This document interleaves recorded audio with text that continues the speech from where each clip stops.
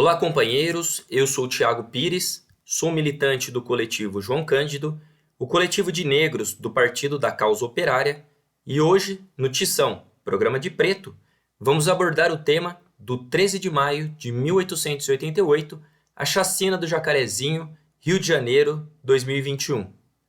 O massacre contra o povo negro remonta a séculos, no início do Estado brasileiro. Dos 10 milhões de negros traficados para as Américas como escravos, praticamente a metade dessas pessoas, em torno de 5 milhões de negros, desembarcaram no Brasil. Daí a importância da luta do povo negro no país. Em 1539, chegava a primeira embarcação de africanos. Nos porões dos navios negreiros se iniciava o genocídio do nosso povo. Nos tumbeiros, como ficaram conhecidas as embarcações com destino ao Brasil, os negros morriam de fome, frio e doença, aproximadamente 600 mil pessoas, mais de 10% de toda a população trazida para o Brasil. No escravagismo brasileiro, foram incontáveis as torturas, estupros e assassinatos. Um massacre permanente. Nas senzalas, campos de trabalho forçado, os negros não resistiam mais que 10 anos. E diferente do que buscam fazer-nos acreditar, os negros nunca foram passivos diante da escravidão. Era muito comum as fugas, insubordinações e atos de rebeldia. Prova disso são os inúmeros quilombos que existiram no país em oposição ao regime vigente. O mais conhecido foi Palmares, no Alagoas, liderado por Zumbi, um símbolo da luta do povo negro no Brasil. Este foi o maior quilombo que existiu, criado em 1580, teve sua extinção em 1695, após 18 expedições armadas pelas forças da monarquia.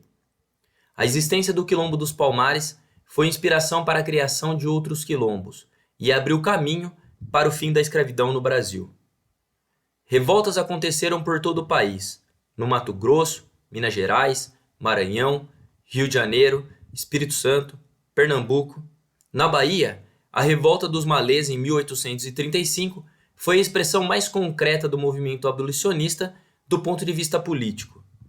Entre os últimos levantes estão a Revolta dos Jangadeiros no Ceará em 1881, liderada pelo Dragão do Mar, colocava fim ao comércio de negros em Fortaleza no ano de 1884.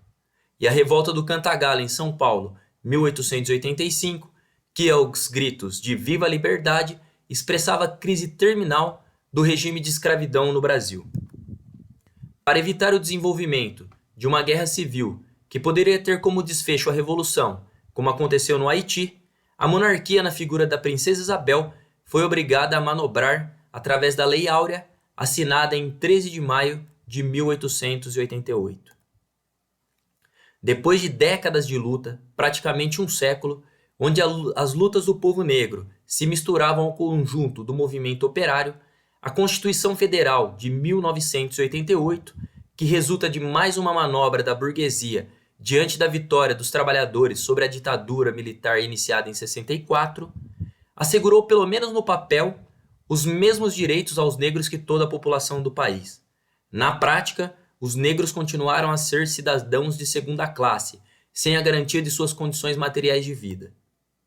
Já nos primeiros anos da nova república, o regime dito democrático apresentou suas limitações. Vítimas da miséria material imposta pelos capitalistas, a ocupação dos presídios, verdadeiros campos de concentração do povo negro, iniciada na ditadura, continuou a escalar, assim como a matança deliberada em nome do combate ao crime. Em 1992, a Polícia Militar do Estado de São Paulo invadiu Carandiru, maior presídio do Brasil na época, e assassinou 111 pessoas. Ninguém foi responsabilizado até hoje. No ano seguinte, 1993, acontecia a chacina da Candelária no Rio de Janeiro. 8 jovens, com idade entre 11 e 19 anos, foram executados por policiais militares e civis em operação ilegal. No mesmo ano, também no Rio de Janeiro, aconteceu a chacina de Vigário Geral. A polícia militar matou 21 moradores de rua. Milhares de pessoas morreram em chacinas policiais desde então em todo o país. Há também outras milhares de pessoas desaparecidas, com envolvimento da polícia, como é o caso do Amarildo, em 2003, no Rio de Janeiro, que ficou conhecido em todo o país.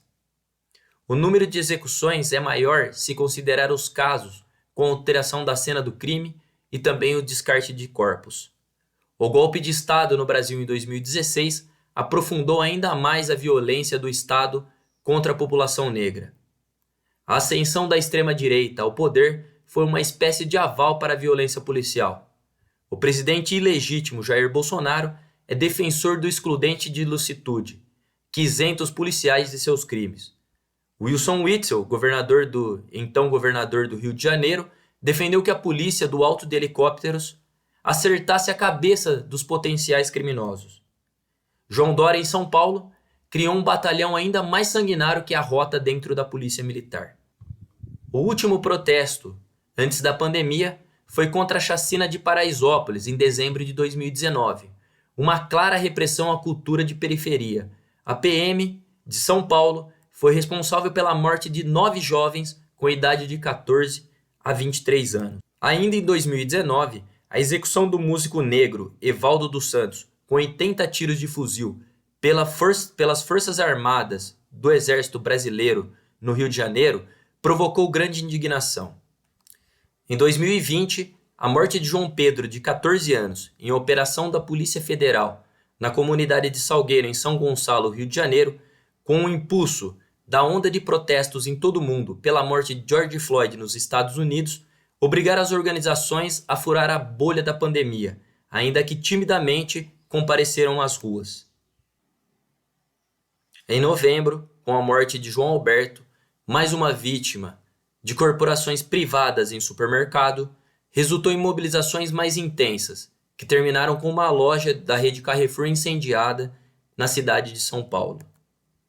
A chacina do Jacarezinho, em maio deste ano, que marca a volta do Esquadrão da Morte da Polícia Civil, demonstrou que é preciso organizar mobilizações permanentes pela extinção de todas as polícias e corporações privadas. Foram 28 pessoas brutalmente assassinadas. Uma operação criminosa que foi colocada em sigilo pela própria corporação fascista, mostrando que a lei não serve para nada. A decisão do Supremo Tribunal Federal, que proibia esse tipo de operação na pandemia, foi totalmente ignorada. Num país onde não existe pena de morte, os policiais foram os juízes. É preciso compreender as limitações de nossas conquistas, dar continuidade à luta interrompida pelo fim do nosso genocídio. As mobilizações dos Estados Unidos apontam o caminho da vitória. Que ardam os presídios, que ardam as delegacias, que ardam toda a justiça do Estado. Não será na justiça, será nas ruas.